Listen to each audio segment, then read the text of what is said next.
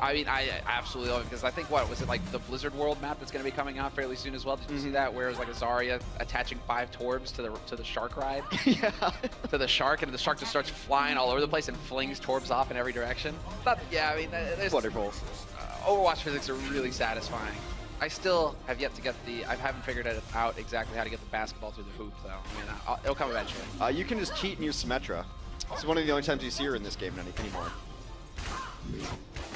Is so that I think it's just like the beam works on the basketball in some weird way. I don't know. I can't play basketball in real life, so I just want to keep Overwatch similar to my regular life. I mean, we're gonna drop it. I think it's been distracted here. A few things going on in the background, but I think we're fine now, and we are ready to get underway. New York Excelsior up 1-0. Out of these 4 maps to be played, we're on the second one now, and already is anything kind of catching your eye here as far as the lineups are concerned? I'm not really seeing anything game-breaking or strat-changing. No, you definitely want that Widow on defense, and you see exactly why right there as Nako goes down to save Biobi. Was correcting that name, Nako. Dreamcasper comes in, evens it up though. Say Biobi now out of the mix. We've got a 4v4, turning pretty scrappy. And it just keeps going back and forth. Striker removing one of the supports, removing one of the healers, and Dreamcasper. These two DPS are just doing so much work right now, one after another. They're getting the key frags, but it might not be enough. They still have the big beefy targets that they'll have to be getting rid of here. Yeah, they're gonna res that up though, and as they come in, that is a mech call down kill from Kalios, one of the rarest kills in all of Overwatch. Smeko found himself out in no man's land and got a 2-ton treat from the sky. Yeah, that's a lot of metal. That's not a good time, man. Pancake, think about it. First cap will go Boston Uprising's way, and now we move on into the second one where we shall see if they decide to change things up here. The Excelsior, I mean, on defense, we saw how versatile they are on Junkertown. And so moving in here, curious to see what they're going to decide to change up. Boston should know this is their best window right now. This is how the assault maps work. Losing Kelix, though, absolutely crushes this plan. The DPS were going to try to get to the backline. Kelix was going to have his Valkyrie up, but that one kill changes everything. It just stops them in their tracks. You can see everybody's just going to hang out side Boston Uprising. They don't want to commit without their healer. And yeah, you can hear her saying it, right? My ultimate is almost ready.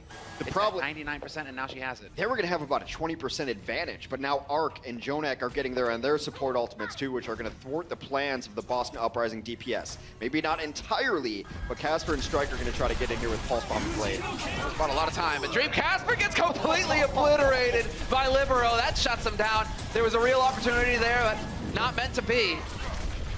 Instant res on both DPS, and both DPS failed in their task early on. Striker and Casper brought back up and now redeeming themselves. And it's Libero. We'll see if he can actually find one of the squishy targets. He goes for the D-Mech instead, but not quite much damage. Not quite enough going here onto Kalios. He is still alive, and that buys him the time to get the self-destruct off, clear that point out, and keep the pressure going. Striker on his second tour of duty is making it worthwhile. He takes down Jonak. There goes Mano. Casper back to life now on a 76. Has chimed in as well, and Uprising are crushing. Wow, this is so much damage. This is the kind of hero play that we expect to see out of Striker. Player of his caliber. It's what we saw in the preseason. When his team needs him, he delivers, and right now he's just pumping damage into the Winston, getting as much ult charge as possible, but he may not even need it. They're getting picked off one after another, and Boston, they hold. Perfect offense coming in here for the Boston Uprising. Very clean take on both points. What faith that they have in their DPS players, because Casper goes in with Blade and gets rocked by a Junkrat mine. It happens to everyone. Impressive.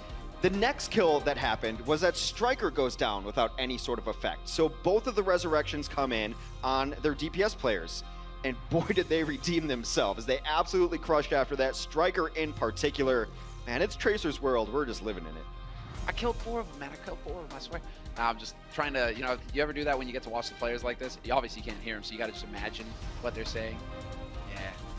Casper's like, but now, I mean, really, the question is going to be, does that, well, cause New York Excelsior to doubt themselves a little bit here? That was a very clean take from Boston Uprising. Things did not go according to plan. When on Junkertown, XL were able to put up more of a fight, a measured fight. Yeah, absolutely. That was a defense was nearly non-existent.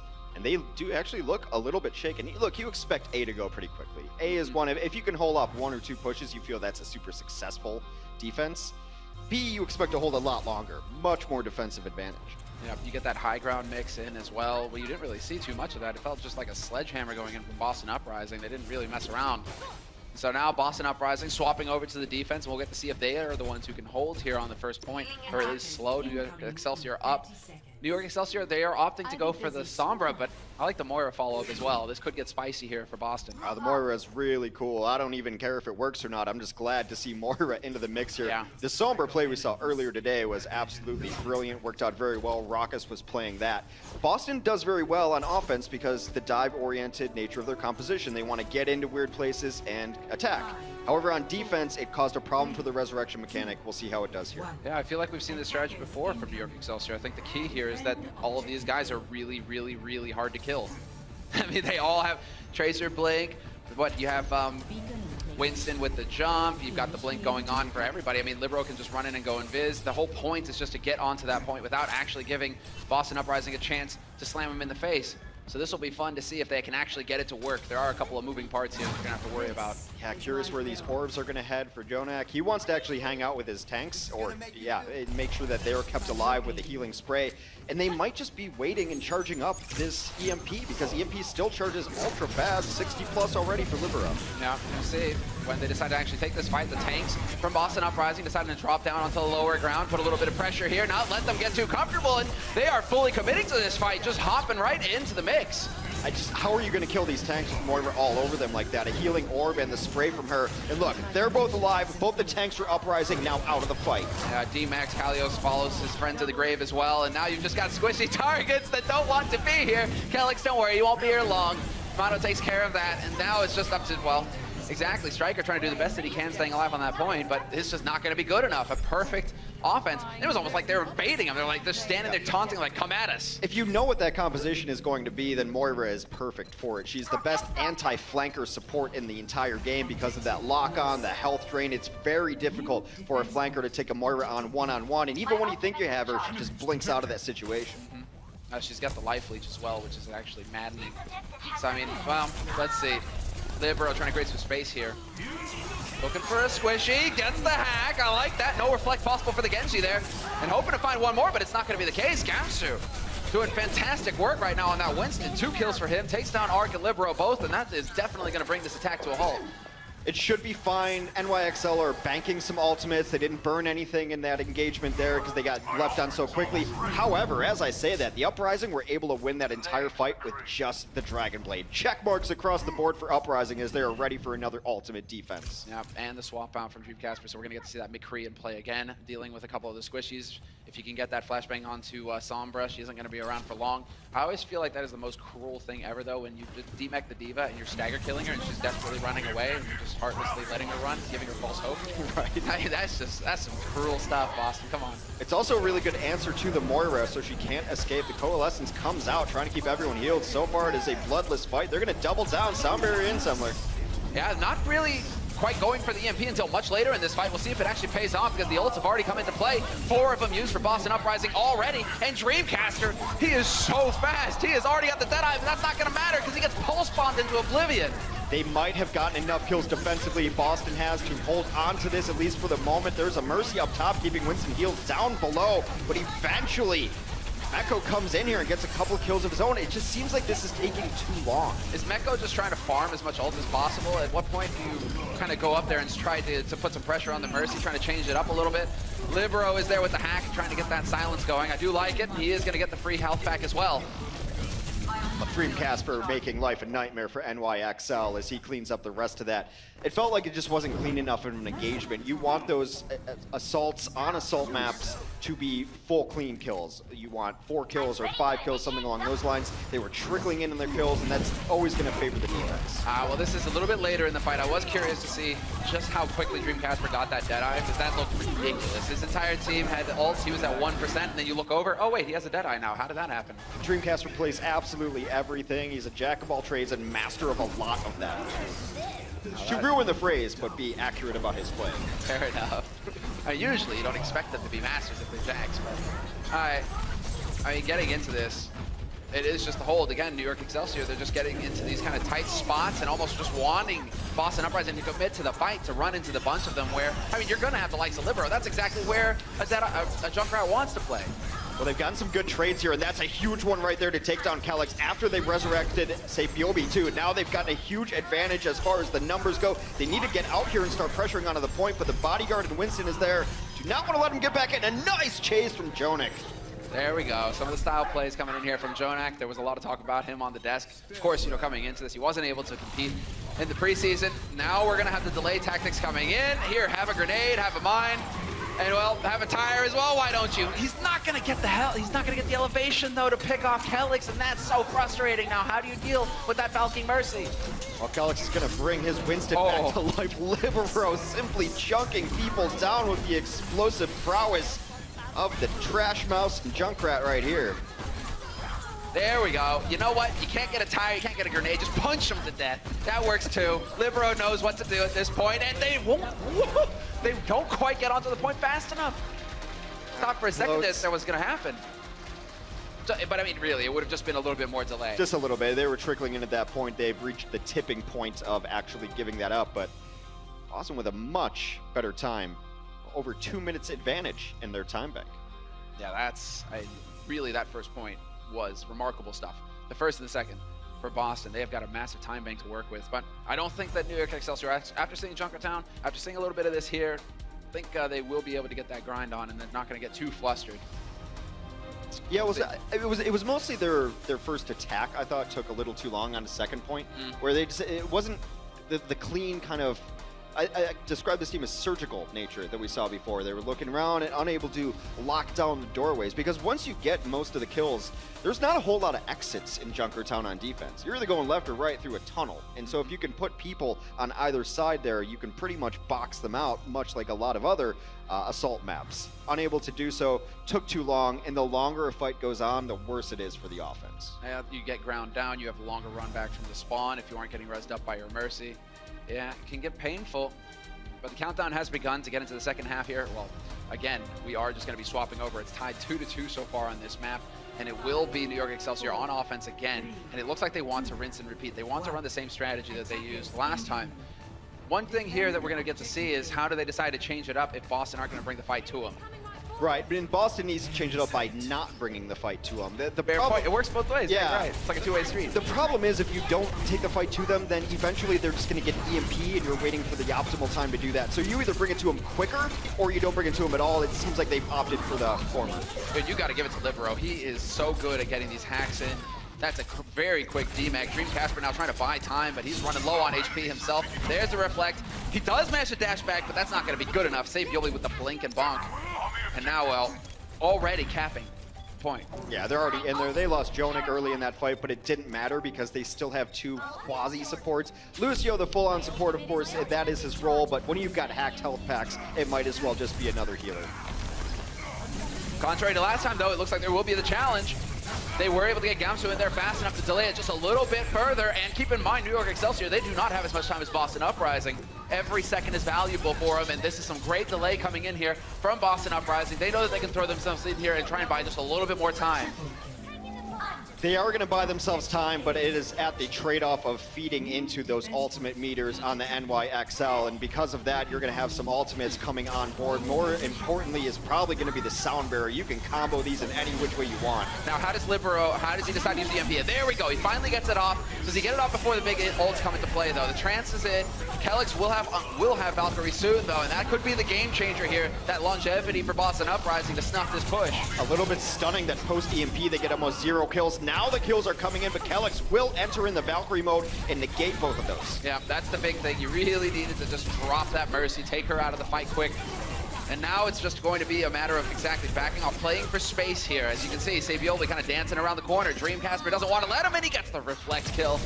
And that's going to be it. A very fine hold coming in here from Boston Uprising, despite the fact that it looked like New York actually had quite a few cards to play with there. I'm a little bit interested how it's going on.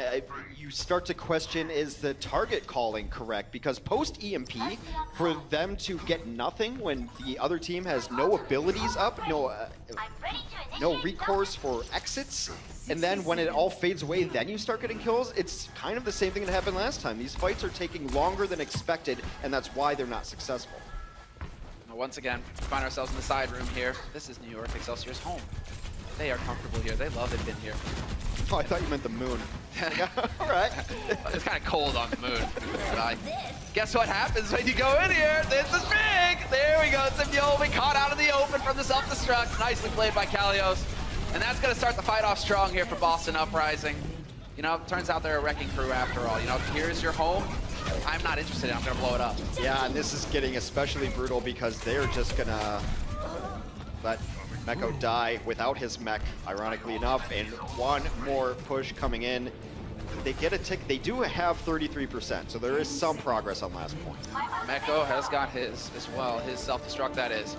Very curious to see how he decides to get that into the fight because now they're out of time. 2 seconds left and they are no longer allowed to leave the point. Meko, you gotta be careful. That is gonna start ticking down faster and faster. The wick is burning. Dream Casper is slicing, and this is looking grim. Boston Uprising, they are looking like they have a fantastic defense here on Horizon. They had every ult in there. There's no use to not use them there in the very last fight. And it was all Boston here on the defense. Only 33% progress for the NYXL on their second attack here on Horizon Lunar Colony. Stopped cold, and we have a fight on our hands here. So look, perhaps they're just trying to change up the order a little bit. You know, it's been a lot of, you know, you win, the underdog wins the first map, and then the reverse crush just comes in. Yeah, that's probably why. Yeah, that's exactly what's going on here. You know, it turns out Boston Uprising, they don't like the rest, X. Exactly. They don't like everybody else here. They like to keep you on your toes and guessing. And so now, well, they have a very strong chance at actually picking up this map and giving themselves a chance. We're going to play the 4 maps. I think you're right, though, at least in the overall scheme of things. Boston is one of the most confusing teams in all of Overwatch League. When they announce that, everyone's like, well, they're going to be bad. Then they embrace the fact that they're underdogs. And then they come out with some performances on maps that are amazing, and sometimes they're not. It's just, they are a giant question mark, this Uprising team. They've got talent across the board, but this is what's so exciting, though. I mean, look at what we have with Philadelphia today. Another question mark, right, where everybody's kind of writing them off, not really sure how the roster is going to work. Turns out when you put really skilled players together, magical things can happen. And right now, I mean, we're getting a good show here from Boston Uprising, at least on this second map. They're showing that they've got some fight. And, well, we have a variety here. We have a change in strategy. It will be that Orisa barrier going down to protect Saviolbi on the Widow, and so Saviolbi just looking to dominate this open space and start picking people off from Boston. And Boston's just going to try to dive into this with both their DPS, with their highly mobile tanks, but they're going to be met by Libero up there as well. So NYXL does still have a chance to win this map. They need to prevent first point being taken and then prevent progress in second. Hard hold for 5 minutes. Whoa, there's the headshot though. That burst damage between Libero and Saviolbi, that is brutal. And there we go, the follow-up. Saviolbi's just going ham right now. Sick plays, that's it. The beauty of hit scan. It's so clean, it's so pure. It was a little interesting that Kalios went right up into that knowing that his other tank had just died. Didn't wait for the resurrection to come through, because ideally you want your D.Va and Winston to at least go together to help each other out, and now they're just walking into sight lines for Saviolbi. He is making them pay for it. Did you get the impression that, you know, Gamsu was just like, wait, I don't want to go outside, but they were just pushing him out into the, you know, because it looked like for a second there, he just got stuck in the doorway, like, no. Wait, there's no oxygen out There's there. the Widow out here, please. I mean, that was just a little bit brutal, but I want to see more. Yeah. I want to see more. And look at that, there's the change. Gamsu turned around so that Saviolbi couldn't get the headshot. I love it. That's what you got to do, but unfortunately, catching it a bit close there. Zenyatta out in the open. That could have got grim. That is how the dive is supposed to work. They've executed it much better this time, and you see it now paying off as they're getting a couple kills. I believe that was Pilot D.Va came in. Their resurrection will come off and bring NYXL back to full strength, and Libero liberates them from their lives. Yeah, he's like, it is painful to be alive. Let me take care of that for you real quick. With Oh, you're so French. Existence is pain. I can't hide anything from you, X. All right. So we got to reset again. 3 minutes left on this clock. I mean, that's the beauty here for Boston, at least. They have so much time. They do have a lot of time, but it starts to get a little nerve-wracking because they were able to roll through early on, and now this sort of composition seems to be giving them issues. A nice Dragon Blade kill started off, though. Oh yeah, but there we got the trade. The Riptire right back into it. Dream Casper is no more. Striker, though, finds the key pick on Saviolbi. It's going to be a question of whether Arc will be able to get the res or not. He has gone for the wings. And so Meko just trying to stay alive as best he can. Not going to hit the hook. Yeah, they're going to back off of this because they know that they just had Valkyrie burned out from the other team. And when you have your own Valk and you know they have 0% on theirs, it's a fight that you should be winning unless you make a mistake. Yeah, very curious to see if that mistake is going to happen because Kellex has gone ahead, pulled the wings out. We still have Transcendence. Jonak has decided to use his, however, but Kalios with a monster self-destruct. He got the bongos, but that's big. That's a lot of damage getting wiped out.